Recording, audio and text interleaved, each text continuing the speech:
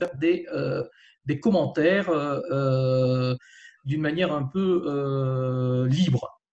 Pour ce qui est du sommaire de ma présentation, je commencerai par la relation entre État de droit et démocratie, pour bien fixer les notions.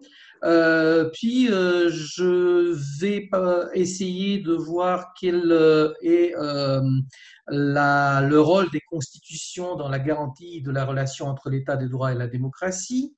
Et j'essaierai de surprendre deux aspects, les manifestations de la garantie du point de vue juridictionnel par le juge constitutionnel et par le juge administratif, et puis les problèmes, les difficultés de cette garantie.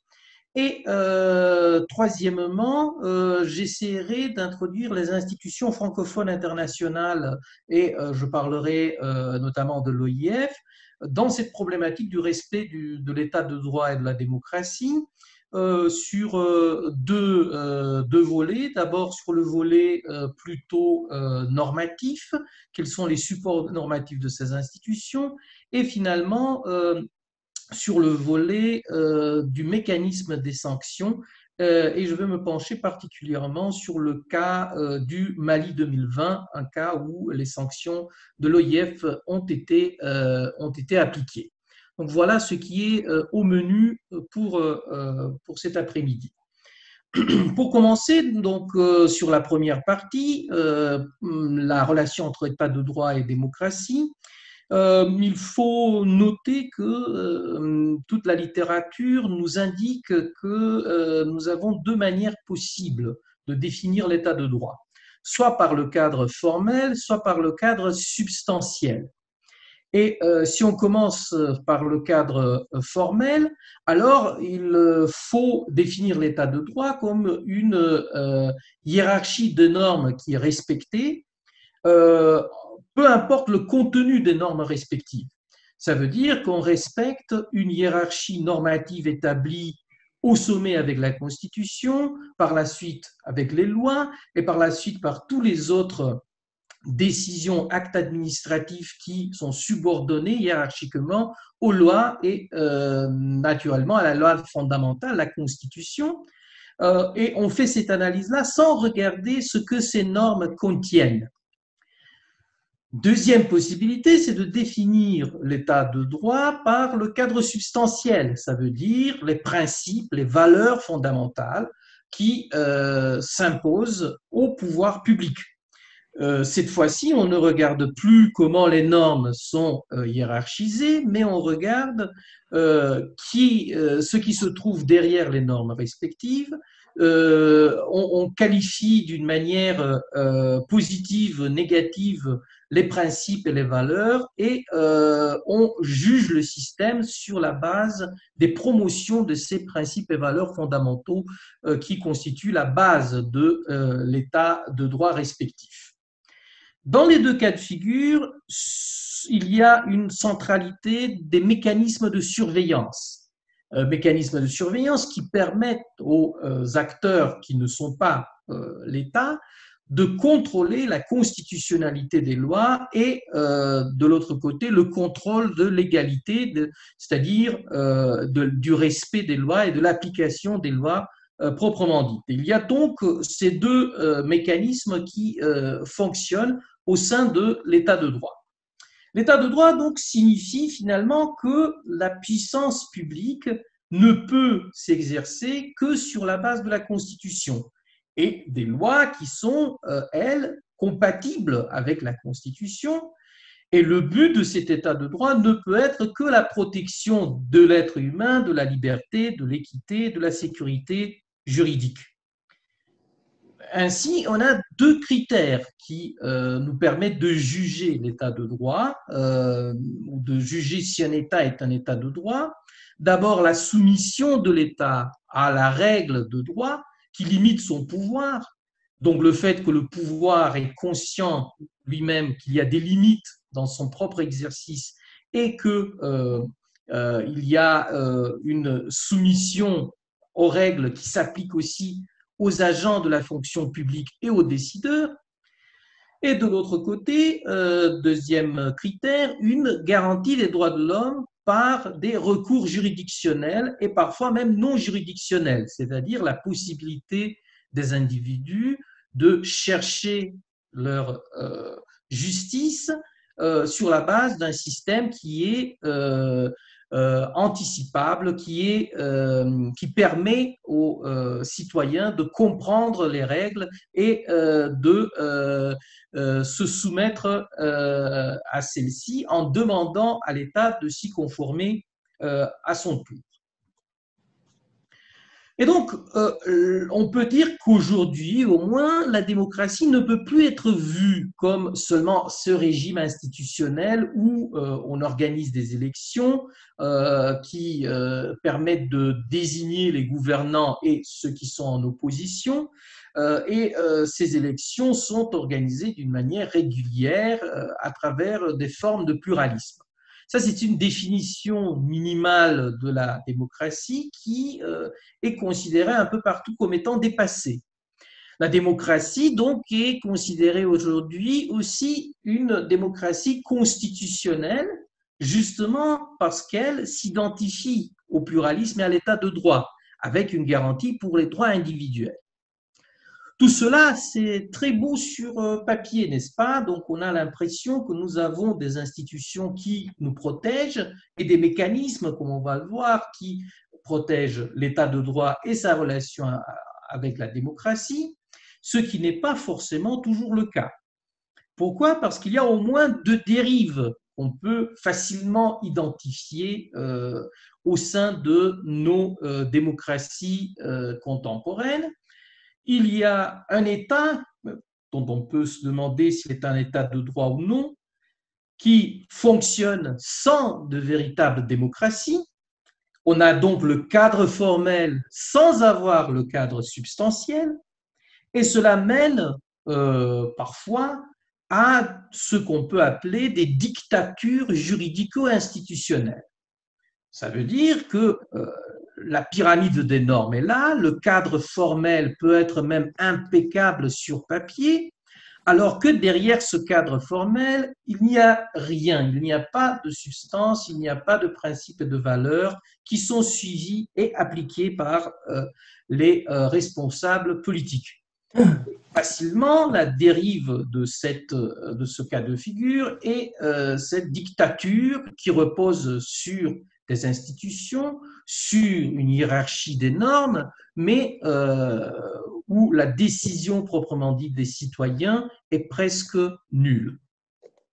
Et deuxième dérive, un peu à l'inverse de la première, mais dont les résultats finalement vont épouser celle de la première dérive, c'est ce qu'on appelle aujourd'hui, et c'est très à la mode, la démocratie illibérale ou électoraliste, où on a un cadre substantiel, des normes et des principes qui sont répétés parfois même à outrance. On a un peuple qui est appelé à décider, à se prononcer, à participer au référendum, par exemple, aux consultations de type plébiscitaire, mais on n'a pas vraiment de cadre formel, ou si on a un cadre formel, ce cadre formel est seulement sur papier, il n'est pas appliqué. Et donc cela mène à l'autre dérive, dans l'autre sens, qui est un semi-autoritarisme populiste, c'est-à-dire un gouvernement direct à travers le peuple convoqué afin de parfois bafouer les institutions et ne pas respecter justement l'état de droit. Et ces deux dérives-là, on est les contemporains de ce qui se passe dans nombre de pays. On va sans doute revenir. Donc, en passant par ces deux dérives de la relation entre état de droit et démocratie, on peut voir à quel point cette relation est, n'est-ce pas, problématique. Maintenant, pour passer à la deuxième partie, on peut dire que les constitutions ont le rôle de garantir une bonne relation entre état de droit et démocratie. Pourquoi? Parce que les constitutions consacrent des mécanismes qui sont juridictionnels de la garantie de cette bonne relation. Et on a une juridiction qui est plutôt constitutionnelle et qui est autonome, ou qui devrait l'être, et de l'autre côté, on a un ordre juridictionnel administratif. Ces deux dimensions de l'ordre constitutionnel et légal sont de nature à se compléter à deux niveaux différents. Et on commence par la garantie juridictionnelle, et notamment par le juge constitutionnel qui est au centre de cette garantie juridictionnelle.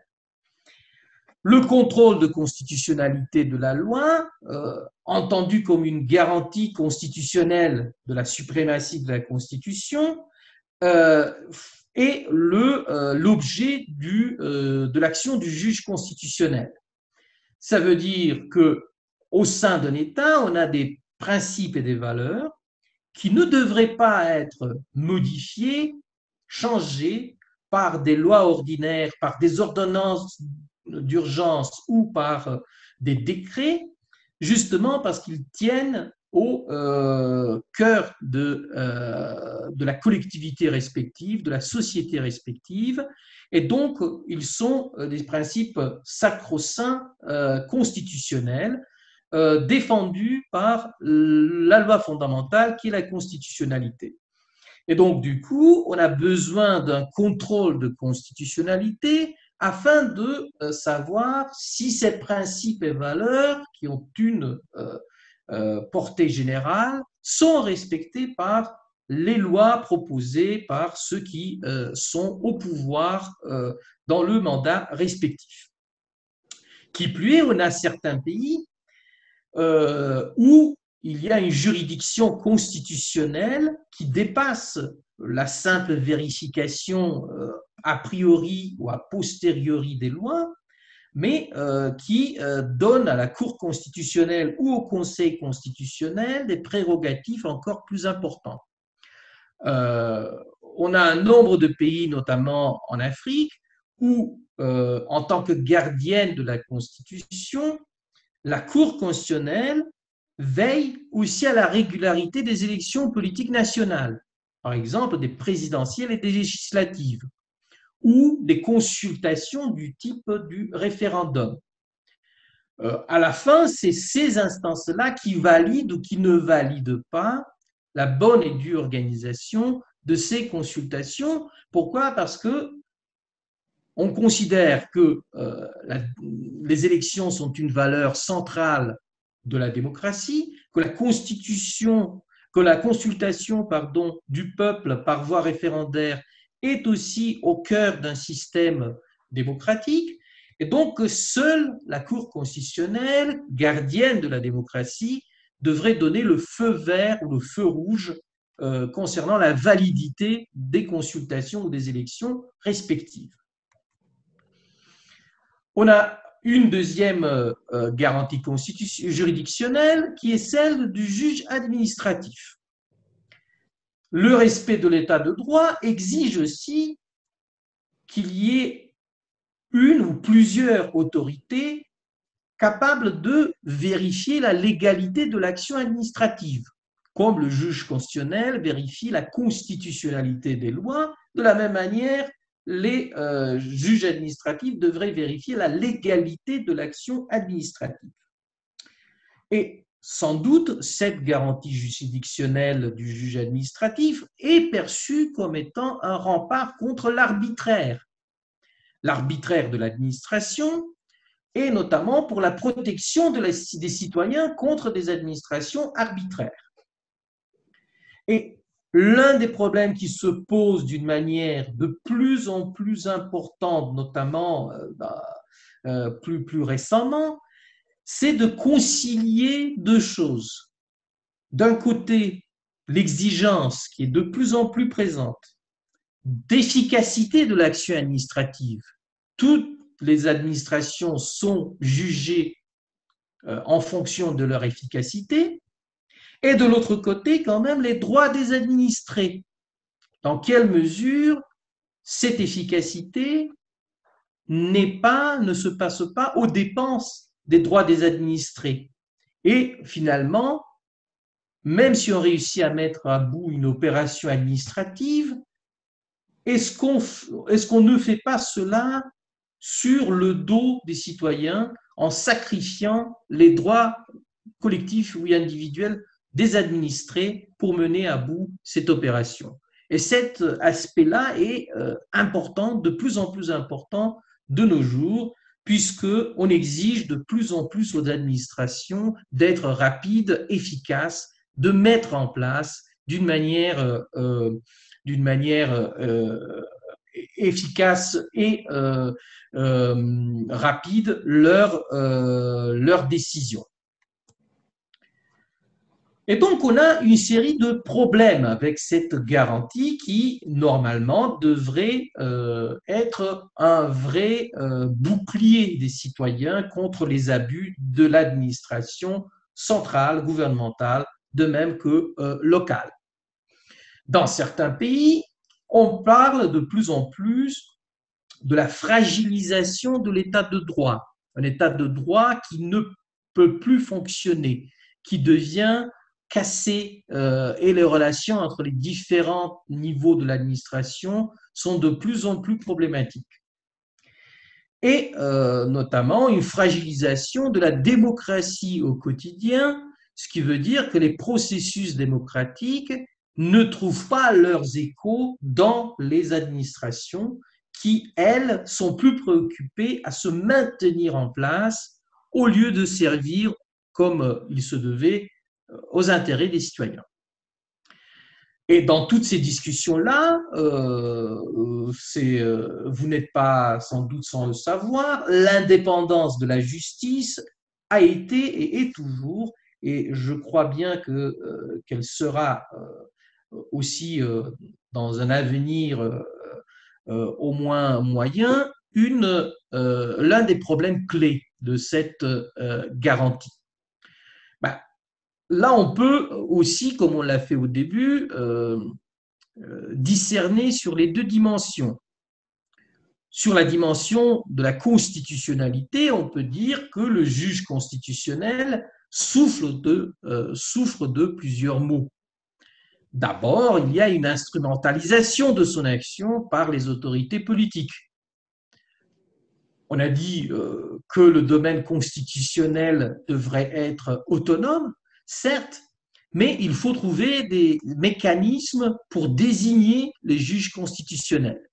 Et là, on sait très bien que la nomination des juges constitutionnels est un acte éminemment politique et un nombre de problèmes liés à la neutralité des juges constitutionnels découlent justement de ces nominations.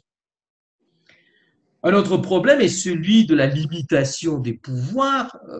On a certains cas de figure où les juges constitutionnels, l'ensemble des conseils ou des cours constitutionnels ont vu leur pouvoir limité par des parlements qui ont dépassé les décisions constitutionnelles et les conseils constitutionnels se sont vus retirer certaines de leurs compétences.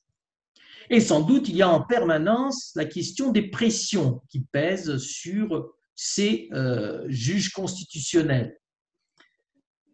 On peut prendre plusieurs exemples, là, très rapidement. Au Bénin, on a désigné le président de la Cour constitutionnelle en la personne de l'ancien avocat du président de la République, Patrice Talon, ce qui a créé un scandale, justement parce que cette Cour constitutionnelle devrait limiter l'exercice de certains abus, notamment par le gouvernement et par le président de la République.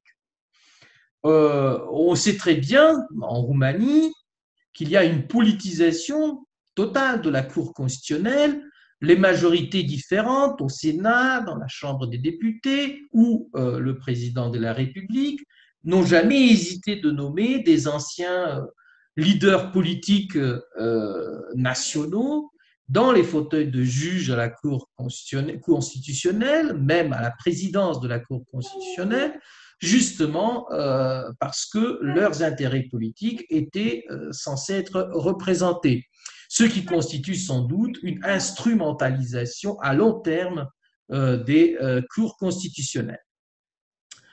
On a aussi, à part l'instrumentalisation, le problème de l'exécution des décisions du juge constitutionnel. Justement que le juge constitutionnel est en concurrence dans son statut de gardien de la Constitution avec le même président de la République. Le président se considère lui aussi le gardien de la Constitution et se place parfois au sein de l'exécutif, mais parfois au-dessus des trois pouvoirs. Et donc, entre ces deux institutions, la présidence et la Cour constitutionnelle, il y a parfois une concurrence en ce qui concerne le statut de gardien de la Constitution. Et bien sûr que cela peut mener parfois à des conflits interinstitutionnels, comme ce fut le cas dans nombre de pays francophones. Le juge administratif, à son tour, souffre de plusieurs maux. Il y a d'abord chez le juge administratif une crise d'effectivité de ses décisions, qui consiste, dans certains pays, dans cette vision des administrations d'être intouchables par les décisions des juges administratifs. Et le juge administratif se rend compte parfois qu'il n'a pas de voie d'exécution forcée contre une administration qui n'exécute pas les décisions qui la condamnent. C'est finalement au gré de l'appareil de l'administration de se soumettre à une décision, et justement, si cette décision lui est défavorable, parfois ces administrations-là ne mettent pas en place la décision prise par le juge administratif respectif. Et je vous donne l'exemple de la ville de Moundou au Tchad, où l'administration en 2010, l'administration locale a été condamnée par la justice à rembourser les propriétaires qui ont été indûment expropriés pour des travaux publics. Mais cette décision n'a jamais été appliquée depuis 10 ans. Donc, on voit qu'il y a cette impossibilité de du juge administratif de mettre en place des décisions si l'administration ne s'exécute pas. Et sans doute, là aussi, on a un deuxième gros problème qui est celui de l'instrumentalisation du juge. Le juge administratif est un agent public. Il veut protéger parfois l'État. Et tout en voulant protéger l'État, il pense 2 fois ou 3 fois avant de condamner des administrations pour défendre, peut-être malgré leurs propres convictions, les intérêts des individus, des citoyens qui ont été abusés par les administrations respectives. Si à cela on ajoute le fait que les supérieurs, tels le ministre de la Justice, sont politiquement nommés, on arrive facilement à cette problématique de l'absence d'autonomie réelle du juge administratif devant les instances qui ont des appareils institutionnels beaucoup plus importants, c'est-à-dire les administrations qui sont les seules à exécuter les décisions respectives. On peut prendre l'exemple de notre État francophone, la République de Moldova, où il y a eu une autocensure des juges dans la sanction des abus de l'administration centrale. Et nombre de rapports, par exemple les rapports Nations in Transit, montrent à quel point les juges sont timorés dans leurs décisions à prendre sur les administrations, et notamment sur l'administration centrale, dans la mesure où ils en dépendent. Et là aussi, on peut dire que l'indépendance de la justice est mise à mal dans ce cas de figure aussi. Bon, on a vu donc quels ont été les problèmes à un niveau général des relations entre l'état de droit et la démocratie. Maintenant, voyons un peu le fonctionnement des institutions francophones internationales dans cet même effort de faire respecter l'état de droit et la démocratie ensemble. Sans doute l'Organisation internationale de la francophonie est la première instance de la francophonie au niveau mondial, la seule grande instance représentative, forte de ses États membres et de sa création depuis voilà déjà 50 ans, qui a une légitimité pour imposer ses décisions et pour donner des exemples formateurs aux États membres et au-delà des États membres à d'autres États du monde. Et l'Organisation internationale de la francophonie a des supports normatifs dont on va parler tout de suite, mais à part les supports normatifs, mène aussi des actions.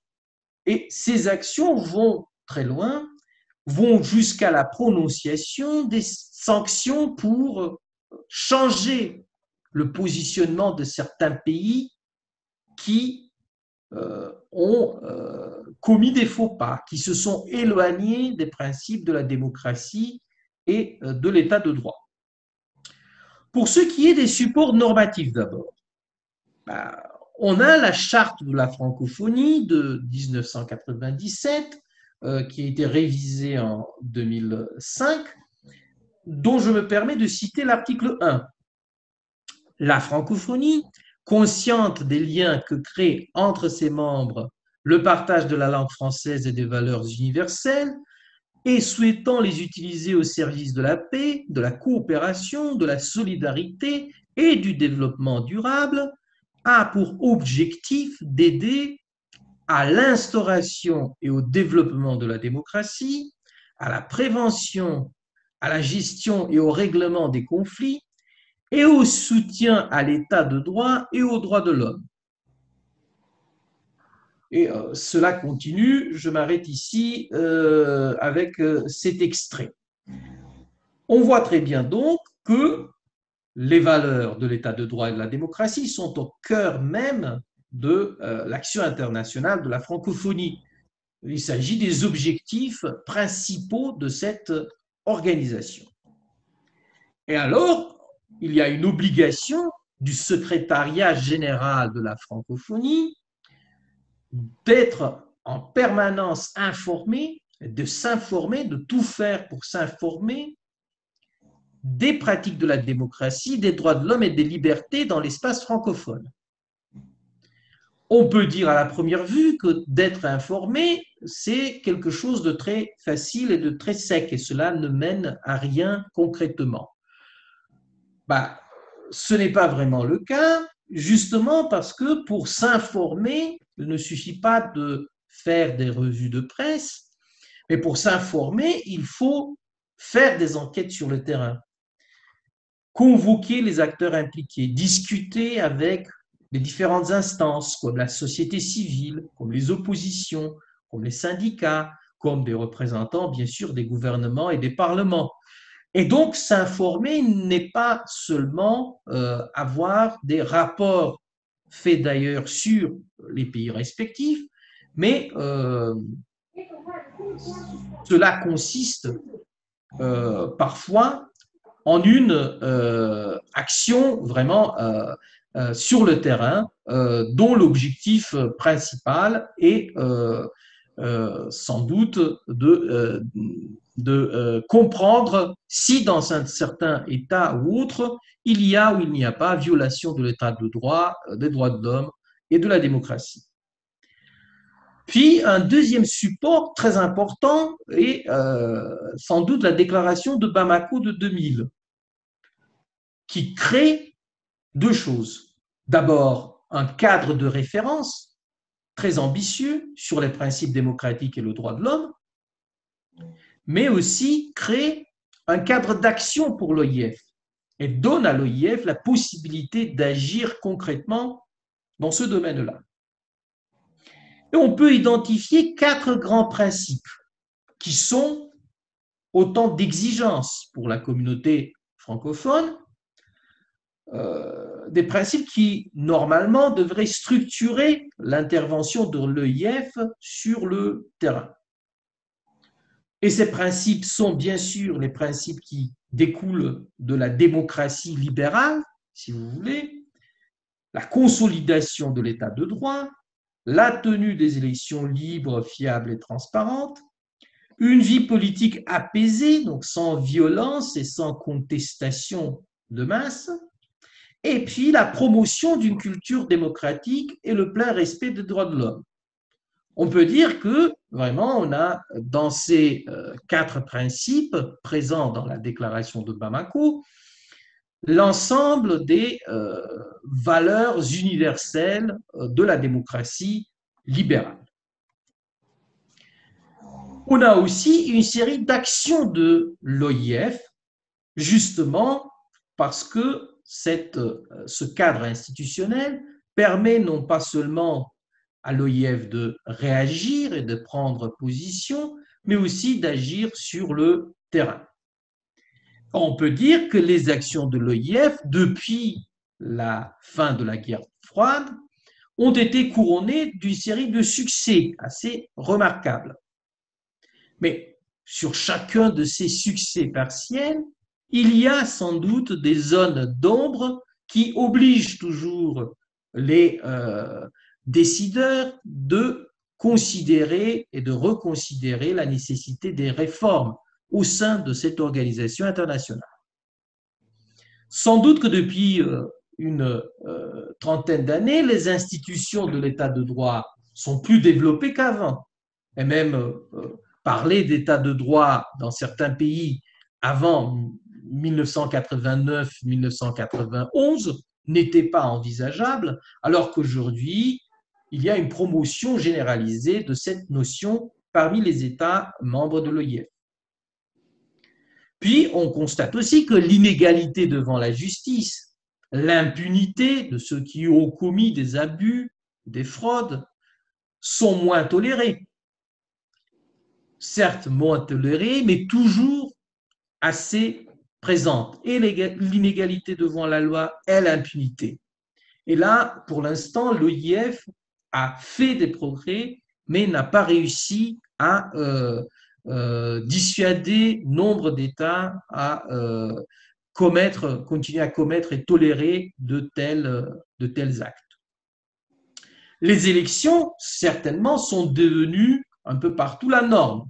On ne peut plus parler des systèmes où il n'y a pas vraiment d'élections au sein de l'OIF et le fondement de la légitimité démocratique, bien sûr.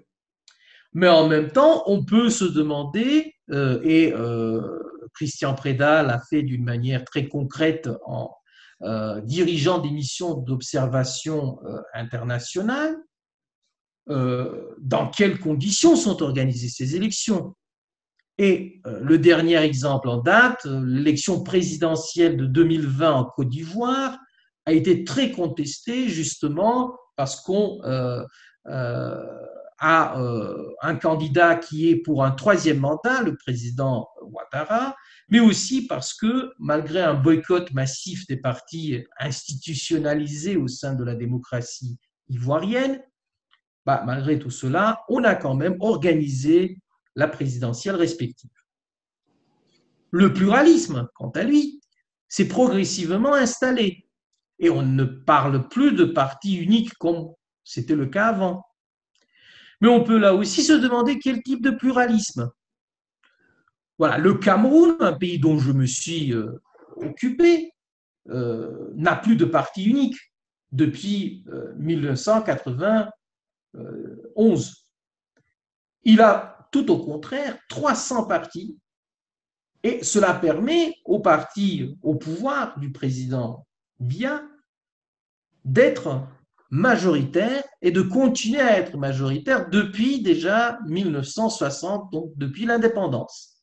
Donc on a changé le parti unique avec une série énorme, infinie de partis et on a divisé pour mieux régner. Est-ce que c'est du pluralisme? Est-ce que ce pluralisme est ce que l'OIF et ce que les organisations internationales démocratiques encouragent? Et finalement, le respect de la liberté d'expression s'est amélioré partout, c'est vrai, mais on a encore aujourd'hui, dans nombre de pays du monde, des journalistes qui sont encore abusés et il suffit de regarder le dernier rapport de l'organisation Reporters sans frontières pour comprendre à quel point ces pratiques sont encore présentes. Elles sont moins évidentes, moins ouvertes, plus sophistiquées qu'avant, mais toujours présentes dans nombre d'États de la francophonie. Pour ce qui est des actions de l'OIF, on peut compter d'abord l'observation électorale, justement parce qu'il faut organiser des élections, je cite, honnêtes, qui doivent avoir lieu périodiquement, au suffrage universel égal et au vote secret.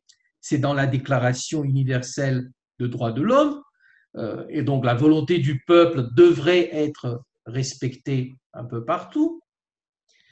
Et dans cette logique-là, l'observation électorale pratiquée par l'OIF et par d'autres institutions internationales devient un outil très précieux pour soutenir la gouvernance démocratique durable. L'OIF a créé un cadre assez complexe d'observation électorale entre 1987 et 1999. On a eu pas moins de 7 conférences de l'OIF où on a peaufiné ce cadre et ces mécanismes d'observation, et cela a permis à l'OIF de déployer une activité d'observation impressionnante. Vous avez ici la liste des missions récentes d'observation et d'information et contact de l'OIF. Je ne vais pas les réciter ici, à commencer par celle de Madagascar de 2013 et en terminant par celle de la Côte d'Ivoire, la plus récente, de 2020. Quel est le bilan global de ces missions d'observation? Là aussi, on peut dire que le bilan est mitigé, justement parce que on a de nombreuses possibles irrégularités réclamées par des oppositions, généralement par ceux qui n'ont pas organisé les élections respectives, mais qui sont impossibles de vérifier malgré la présence massive des observateurs, justement parce qu'il y a toujours des possibilités de frauder, il y a toujours des endroits où on ne peut pas vérifier, il y a toujours des dimensions des fichiers électoraux, des systèmes informatiques qui échappent à la capacité des observateurs de surveiller. Et donc le bilan est généralement mitigé quant à cette observation électorale qui est quand même très importante en tant que mécanisme. Un autre type de mécanisme est le mécanisme des sanctions pour assurer justement l'effectivité de ces principes. L'OIF a prévu la mise en place d'une série de sanctions. Sanctions qui sont à l'encontre des membres qui violent les principes démocratiques. Principes démocratiques auxquels, il faut dire, ces États ont adhéré par leur adhésion à cette organisation-là. Et donc, ces mécanismes des sanctions sont internationalement, au sein de l'OIF, consacrés dans le chapitre 5 de la déclaration de Bamako. Et on va prendre, pour terminer, une petite étude de cas de la manière dont ces sanctions fonctionnent. Il s'agit du Mali 2020, d'un cas très récent. Bah, le Mali est un pays ayant une situation complexe.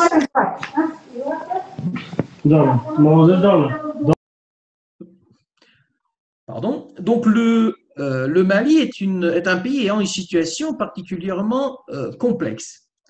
Justement parce que on a un nord où il y a des rébellions de types différents, de type ethnoculturel, mais aussi de type djihadiste. On a des tensions entre les différentes institutions au sein du pays et on a notamment au sud un nombre de règlements de compte entre les différentes factions qui ont été à travers le temps au pouvoir. Cela s'ajoute à une situation complexe du point de vue ethnoculturel au sein du pays que vous pouvez constater en regardant cette carte-là. Depuis 2013, le Mali est un pays où il y a une présence internationale importante, la force Barkhane la force française Barkhane et la MINUSMA de l'Organisation des Nations Unies, qui s'efforce à limiter les confrontations et à pacifier notamment la région centre-est du Mali en proie à des tumultueux combats. En 2020, on a eu une contestation massive au sein du Mali et la constitution du mouvement du 5 juin, RFP, Rassemblement des forces patriotiques, notamment après les élections législatives qui sont déroulées au printemps et qui ont été émaillées d'une série d'irrégularités observées par les organismes internationaux et dénoncées haut la main par ces oppositions.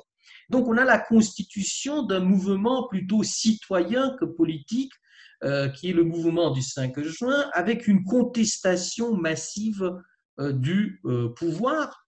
Les manifestations vont très loin. En juillet 2020, il y a partout des échauffourées et il y a même des affrontements directs avec les forces de l'ordre menant à plusieurs dizaines de victimes. La communauté économique des États de l'Afrique de l'Ouest, la CEDEAO, a eu une première tentative d'apaisement et cet apaisement a été partiellement réussi. Les choses sont un peu calmées en juillet, mais une série d'autres manifestations ont été convoquées pour la seconde moitié du mois d'août, ce qui a créé encore des tensions. Dans tout ce paysage-là, l'armée a joué un rôle central. L'armée est une institution clé qui est au centre de l'intérêt du pouvoir malien pour barrer la route des rébellions du centre et du nord, mais une institution très vulnérabilisée, très sous-financée, et notamment minée par des accusations de corruption. Depuis 2 ans, cette institution est critiquée par le président Ibrahim Boubacar Keïta, qui, lui, se fait de plus en plus détester par les hauts gradés de l'armée. Donc une relation qui est très compliquée entre le président et l'armée. Et ce mouvement et ces manifestations sont une occasion pour une partie de cette armée d'agir. Justement, le 18 août 2020, une junte composée de plusieurs militaires de la base de Kati, qui se trouve près de la capitale Bamako, prend le pouvoir et se constitue dans ce qu'on appelle le Conseil national pour le salut du peuple. Les instances internationales réagissent une à une et le 25 août réuni, le Conseil permanent de la francophonie décide de suspendre le Mali, dont les nouveaux dirigeants ne sont point reconnus par la francophonie, de même que par d'autres organisations régionales ou internationales. Quand même, ce même Conseil décide que la situation est très grave au Mali et que les coopérations avec, par exemple, des départements ministériaux, des autorités locales, des différentes autres instances, sont encore possibles pourvu que ces mécanismes de coopération soient au bénéfice direct des populations civiles, déjà en proie à des exactions déjà paupérisées et en situation de détresse. Et donc, il y a suspension du Mali, mais il y a une poursuite des actions de l'OIF au Mali, justement parce qu'on fait la différence entre le peuple et ses droits, d'un côté, et l'usurpation du pouvoir par une junte militaire, c'est-à-dire les élites politiques, de l'autre côté. Et la série de pressions internationales s'intensifie et elle mène elle oblige cette junte militaire à faire des pas en arrière, justement par la désignation d'un président de transition et par la réduction de la période de transition initialement prévue pour 3 ans à 18 mois, durant lesquels cette même junte devrait rétablir le pouvoir civil et organiser des élections pour un nouveau président et un nouveau parlement. Bando, l'ancien ministre de la Défense, est nommé président, mais il est épaulé par un vice-président qui est Assimi Goïta, le même chef de file de la junte militaire qui a fait le coup d'État du 18 août. Quand même, tout cela est de nature à rassurer les instances internationales et notamment tout cela est de nature à être encouragé. Le 5 novembre, le Conseil permanent de la francophonie annule la suspension du Mali après des débats et le Mali est réintégré, l'OIF restant quand même vigilante. Et la question est de savoir pourquoi est-ce qu'on donne un chèque en blanc au leader de cette junte militaire qui certes a fait des efforts, mais qui est quand même totalement illégitime. Le président légitime IBK a été déposé par une junte militaire, n'est-ce pas?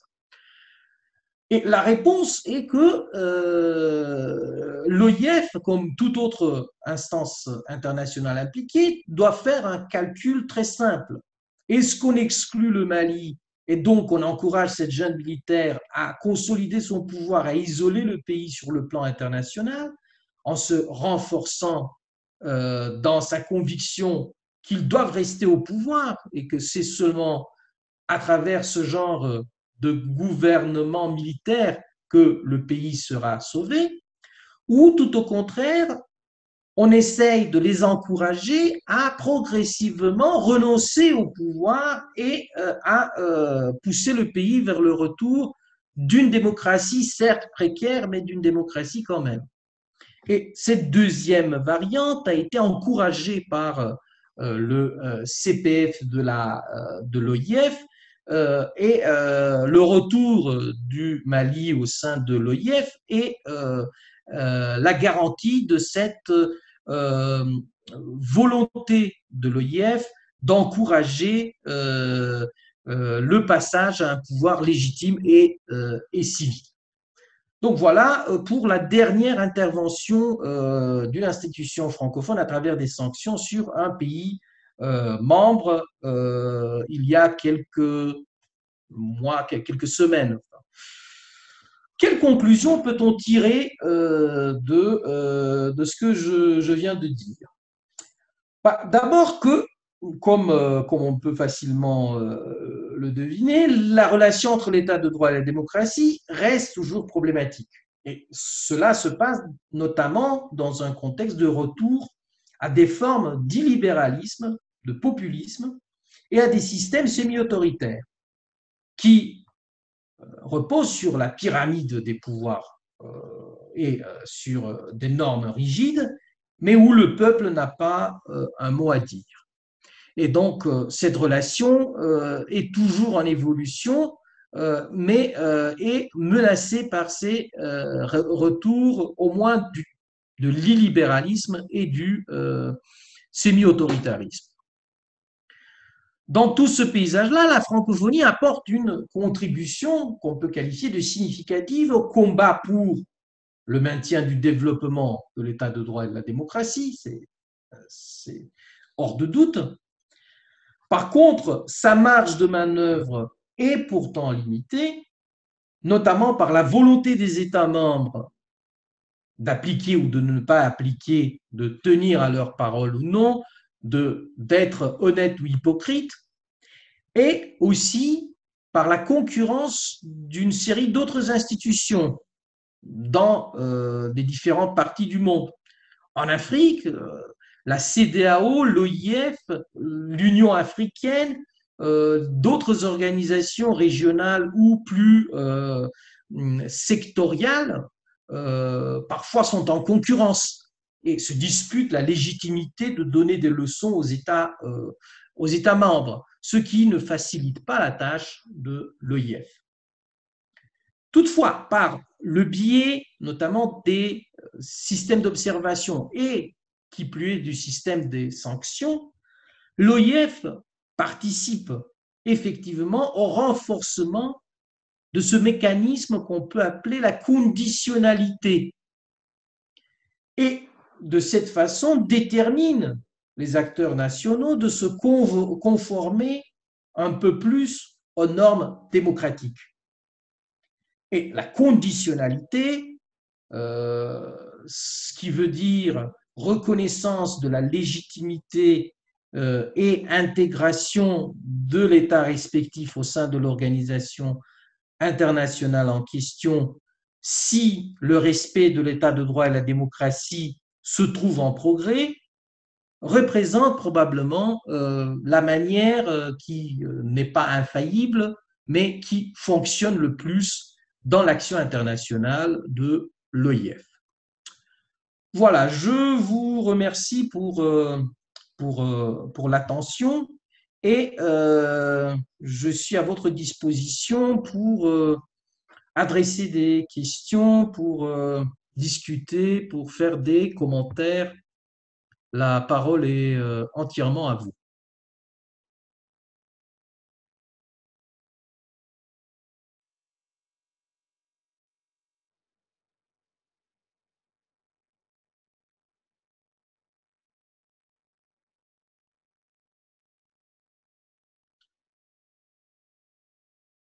Oui, vous pouvez adresser vos questions soit à l'oral, soit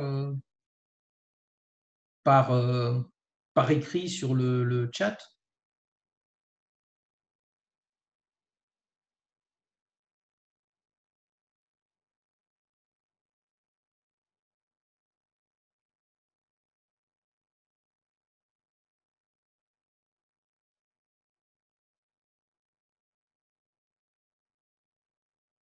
Ne soyez pas timide.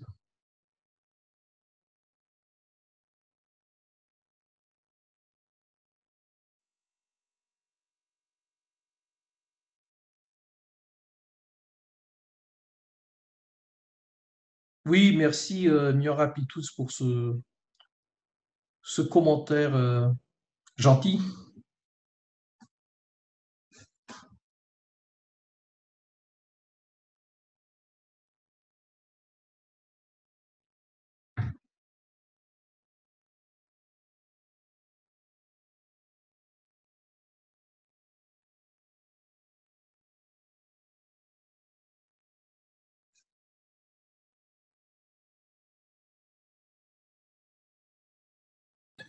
Bah, si j'ai bien compris, bonjour.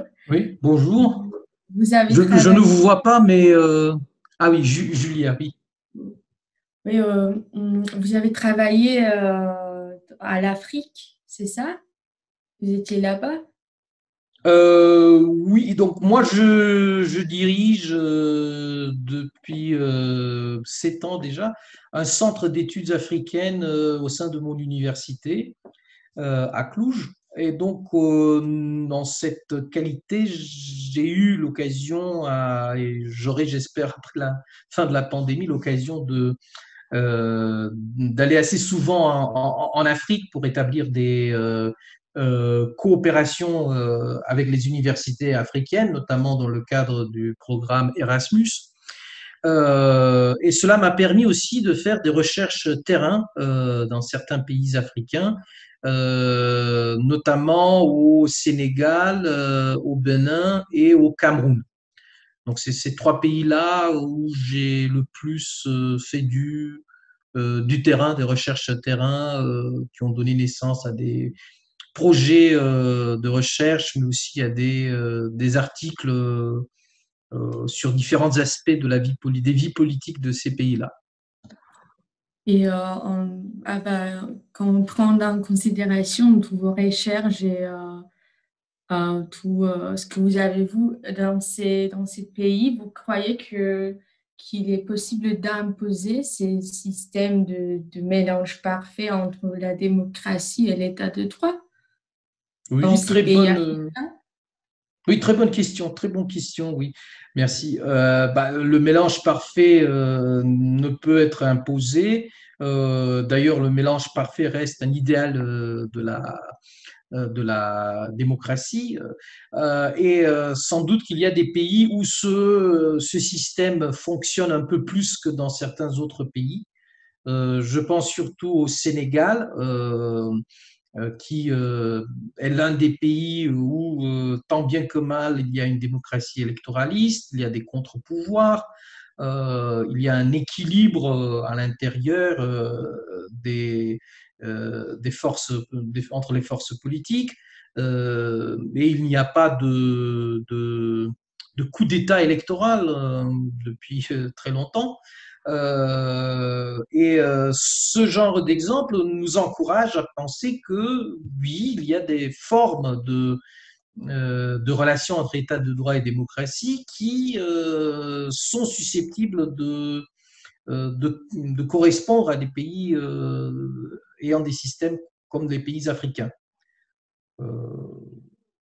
Il y a tout au contraire d'autres pays comme le Cameroun où on voit très bien où le maintien du pouvoir à tout prix a mené à la concentration extrême du pouvoir, à l'absence de toute forme de contre-pouvoir réel, donc un long chemin à faire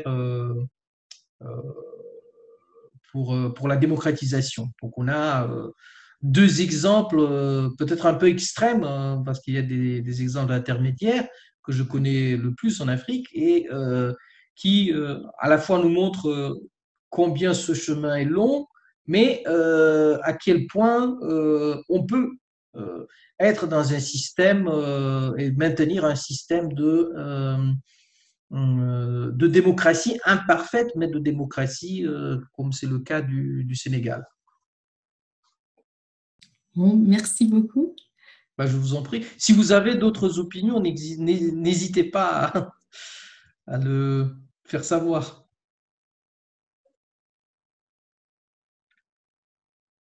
On a entre-temps une question de Miora Pitouts.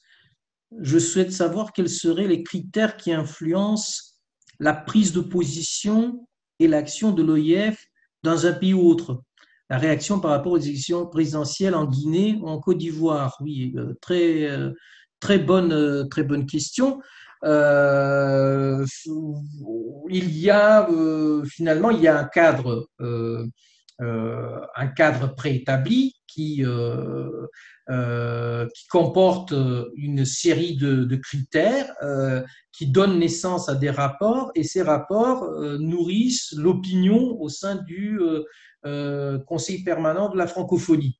Bien sûr que tous ces rapports-là et toutes ces décisions-là ont une partie, disons, d'idéal démocratique qui est en ligne de mire. Donc, ils suivent un peu la volonté et l'exigence de se conformer à des principes de démocratie abstraits, idéaux, et en même temps, il y a de la réelle politique, ce qu'on peut appeler de la réelle politique.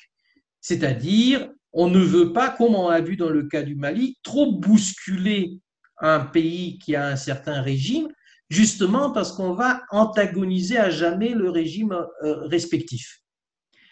Et donc, on voit très bien que dans certains cas de figure, par un calcul qui est fait, on privilégie la voie de l'encouragement des évolutions positives, démocratiques positives, parfois même en faisant des compromis sur la dureté des sanctions appliquées ou sur l'intransigeance qui devrait être peut-être plus forte sur certains pays.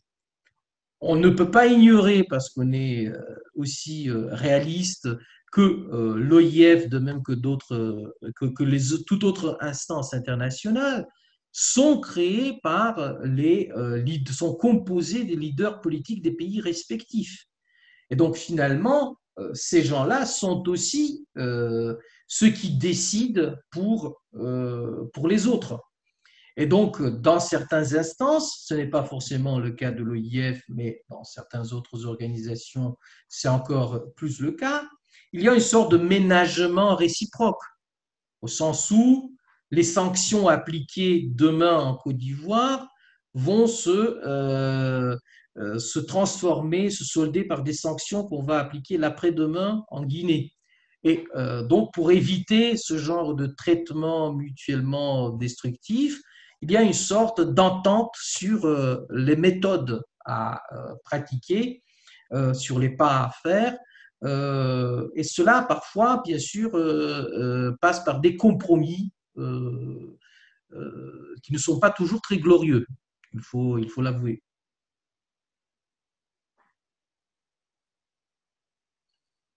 Oui, une autre question de Tamara Ivaner. Quelle est l'influence directe de l'OIF en ce qui concerne le respect des droits de l'homme en Afrique? Oui, c'est une bonne question.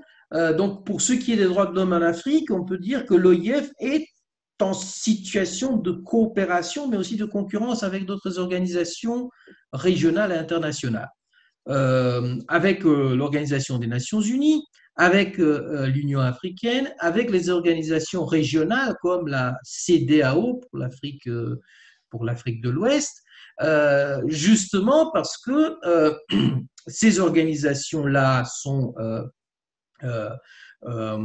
plus désireuses parfois d'imposer leurs principes et leurs critères, et parfois elles se considèrent moins soumises à des contraintes liées à l'engagement mutuel des leaders africains en ce qui concerne le ménagement de leurs régimes respectifs.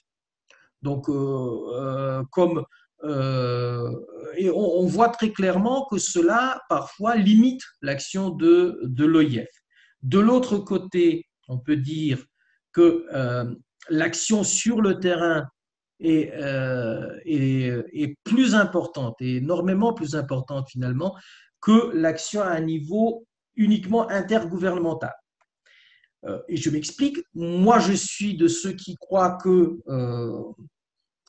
la diplomatie c'est très bien, la haute politique, la high politics en bonne francophone, est un niveau tout à fait respectable et nécessaire, mais parfois l'action directe sur le terrain pour les communautés qui ont des problèmes, pour les villages soumis à des exactions de la part des différentes rébellions ou des différentes armées, pour des différentes communautés qui sont exclues, marginalisées, en souffrance, pour les réfugiés, ainsi de suite, sont beaucoup plus importantes. Et je crois que l'un des paris gagnants de l'OIF a été aussi d'agir sur le terrain. Comme on a vu dans le cas des sanctions du Mali, c'est une chose que de ne plus traiter avec un gouvernement qui est grosso modo illégitime. C'est une autre chose que de vouloir s'impliquer d'une manière effective et efficace pour sauvegarder des populations en détresse, pour porter sa pierre au développement, pour pousser les choses en avant pour les plus démunis, ainsi de suite.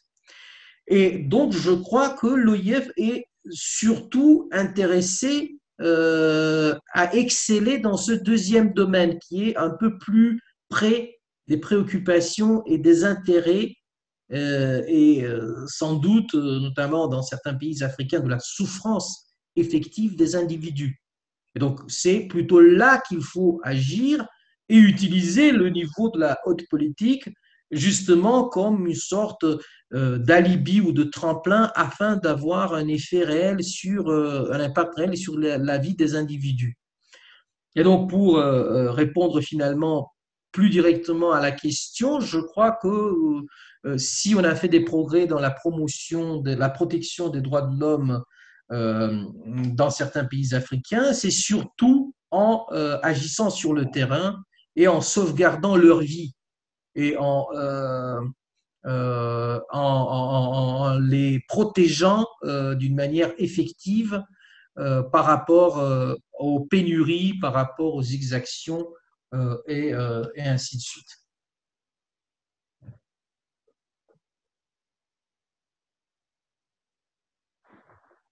Ben, je crois que la dernière question n'est pas pour moi sur le compte, pour le compte Google, donc je vais pas répondre à celle-ci.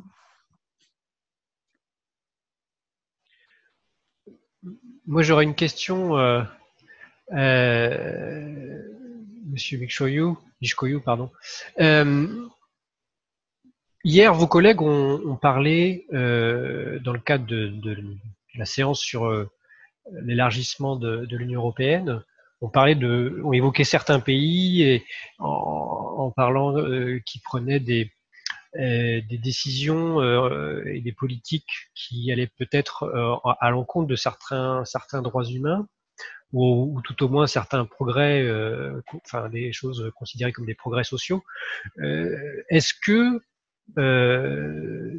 en vertu des outils que vous avez mentionnés, est-ce que il est imaginable un jour de considérer que l'OIF puisse intervenir en Union européenne et cela s'est déjà-t-il produit ou existe-t-il une jurisprudence et enfin quel est votre avis sur la question?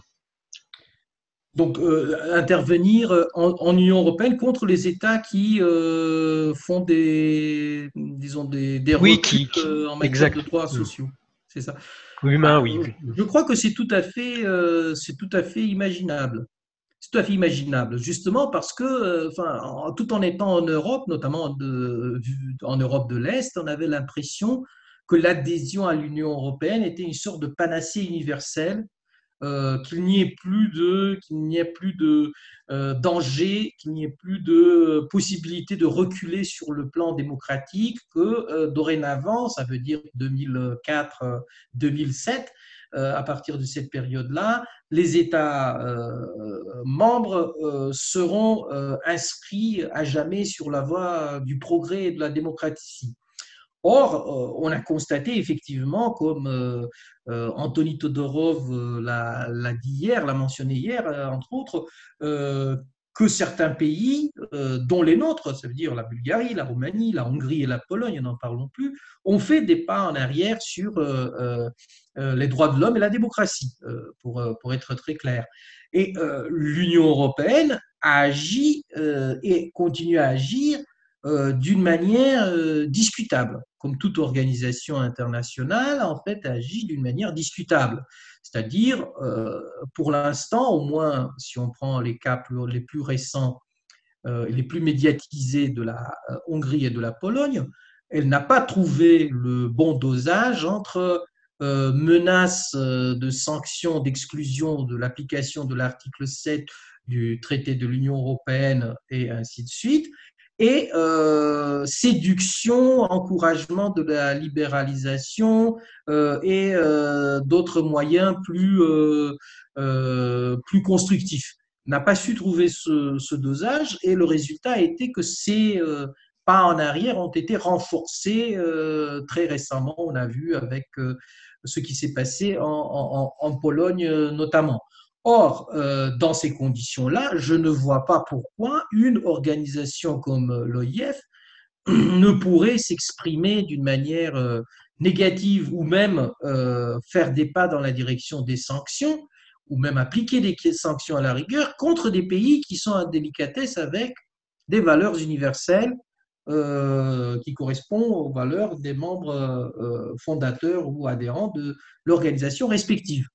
Donc, pour vous donner une réponse encore plus personnelle, personnellement, moi, j'encouragerais l'OIF de sanctionner la Roumanie si la Roumanie faisait des pas en latéral ou en arrière quant à la protection de droits de l'homme, quant à l'égalité, à la parité, ainsi de suite, aux autres principes qui sont au cœur de l'OIF. Merci. Merci pour la question également. Bonjour. Bonjour. Ouais, j'avais une question à poser par rapport au mouvement de contestation par rapport à l'action de la francophonie qu'on constate actuellement en Afrique, notamment au niveau de la jeunesse. En suivant votre présentation, il est clair que la francophonie fait un travail extraordinaire en faveur de la démocratie, de l'état de droit, pour essayer d'encourager les États à appliquer les règles en fait, qui se trouvent à travers ce standard. Mais cependant, on constate que malgré tout le travail qui est réalisé, il y a quand même en fait un mouvement de contestation qui émerge. Et face à de telles manifestations... Est-ce que vous pouvez répéter, parce que moi j'ai entendu malgré le travail, mais puis après je n'ai plus rien entendu. Je disais tantôt effectivement que la francophonie fait un travail remarquable quant à l'encouragement des pays à appliquer les règles démocratiques et de l'état de droit. Mais cependant, on constate qu'il y a un mouvement notamment qui émerge en Afrique de contestation contre l'action que mène la francophonie sur le terrain. Certains assimilent la francophonie comme étant une politique assez l'extension de la politique étrangère de la France en Afrique. Face à ce genre d'action, que peut faire en fait la francophonie pour, autant que faire se peut, valoriser son action en faveur de ces différentes règles et pour faire comprendre à une certaine catégorie de la population que le travail qu'elle mène sur le terrain, c'est un travail qui est salvateur pour l'ensemble de cette population. En fait. Merci, très, très bonne question. Et pour, disons, la reformuler d'une manière encore plus cassante, on va ainsi dire, que peut faire la francophonie pour ne pas paraître, notamment en Afrique, une autre variante de la France-Afrique. Ce qui est tout à fait problématique pour l'action internationale de la francophonie. Et là, je crois que pour une fois au moins, l'Union européenne est un modèle. L'action de l'Union européenne est un modèle, puisque la première condition, c'est de marcher énormément sur le pluralisme et le multilatéralisme. C'est-à-dire la francophonie est d'une certaine façon la France, mais seulement d'une certaine façon. La France est l'un des membres, comme tous les autres membres, mais il y a quand même le Canada qui agit d'une manière historiquement très différente par rapport à la France, n'est-ce pas? Il y a d'autres pays, dont les pays africains, dont les pays de l'Europe de l'Est, dont les pays, certains pays de l'Asie du Sud-Est, qui ont aussi des traditions très, très différentes d'action internationale, qui sont toujours dans des réseaux différents que les réseaux contrôlés, disons historiquement, par la France. Et donc, il y a d'abord cette stratégie, à mon avis, utile disons, de dédramatiser le rôle de la France au sein de la francophonie, d'abord. Deuxièmement, je crois aussi qu'il faut jouer la carte du renouvellement et finalement des valeurs qui sont derrière la francophonie. Parce que toutes ces valeurs-là dont on a parlé ont quand même ont en elles quelque chose d'unique. Et là, on revient finalement à ce que l'Organisation de la francophonie est.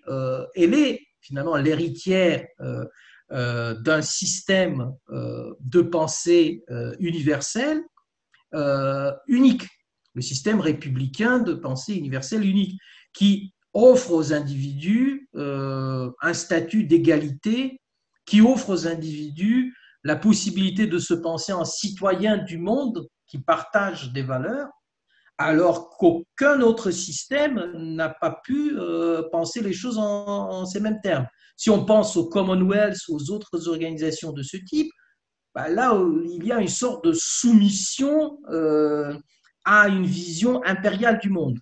Alors que dans le cas de la francophonie, on est loin de cela justement parce que on pense en termes a priori de républicanisme universel. Et c'est cette dimension-là qui devrait être aussi mise en exergue et serait de nature quand même à stimuler l'appétit des individus à adhérer au projet de l'OIF. Et finalement, j'aimerais juste ajouter que il faut comprendre les jeunes en colère. Les jeunes en colère de tous ces pays-là qui sont pour la plupart mal gouvernés et qui font de l'action internationale de la France, notamment d'abord, et puis de l'OIF, des alibis pour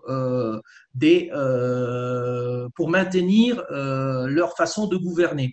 Et contre cela, bien sûr, qu'en jeunes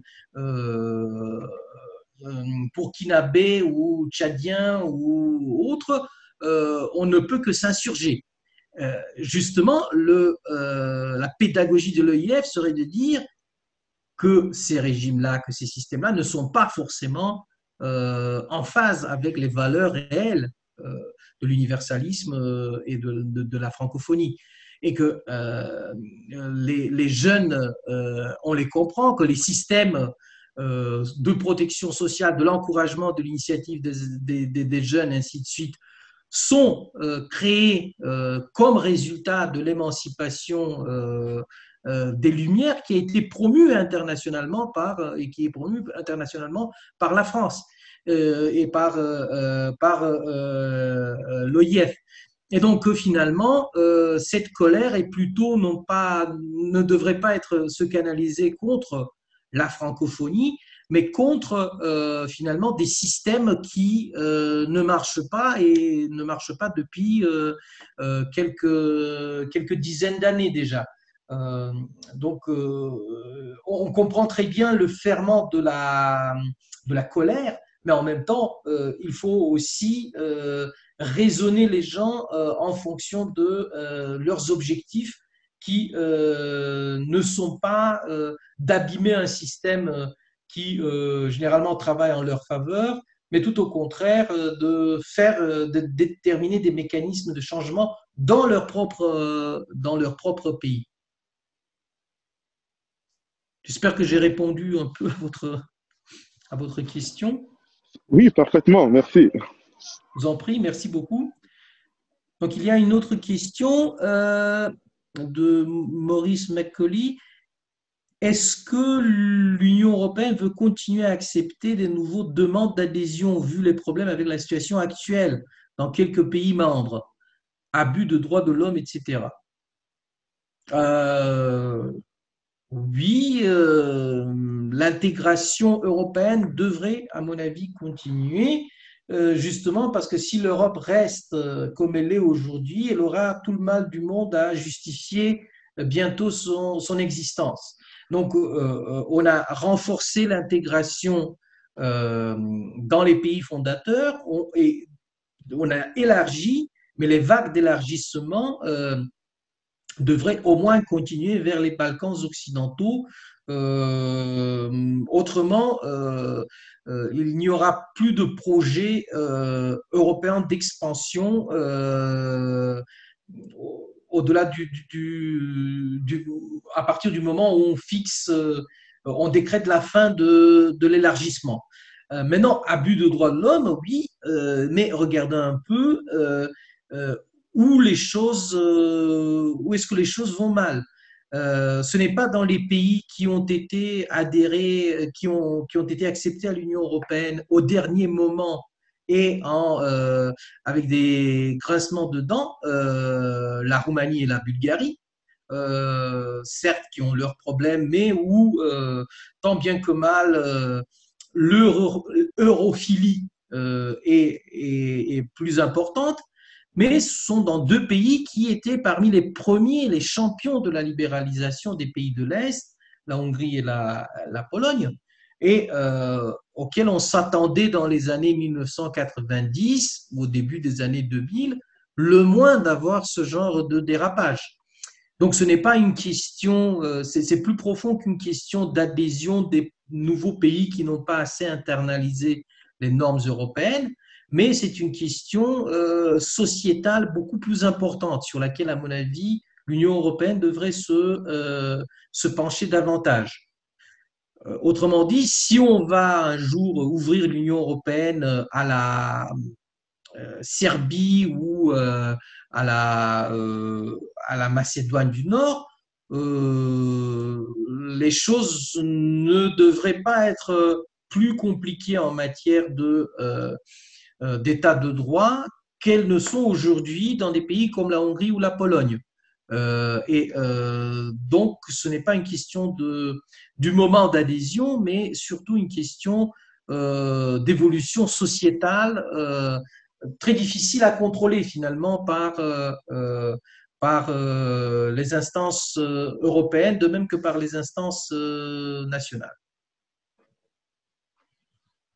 Merci pour la question. Donc, est-ce qu'il y a d'autres questions?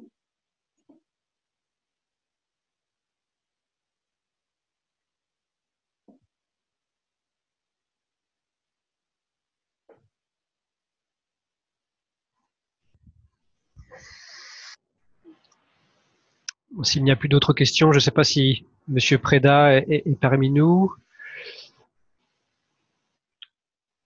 Je ne vois plus. Mais en tout cas, écoutez, je ne sais pas si vous avez quelque chose à rajouter, Monsieur Mikshoyou.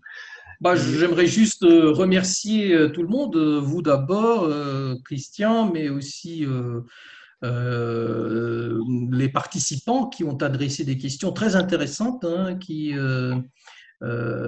et je suis désolé qu'on ne soit pas en présentiel.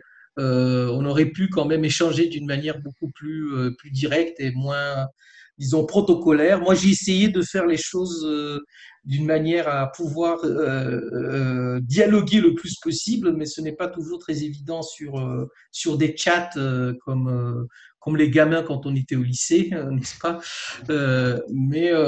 Enfin, j'espère que ces quelques réflexions vous ont paru utiles et ce sera toujours un plaisir de continuer le dialogue euh, sur ce format ou préférablement sur un format plus en présentiel.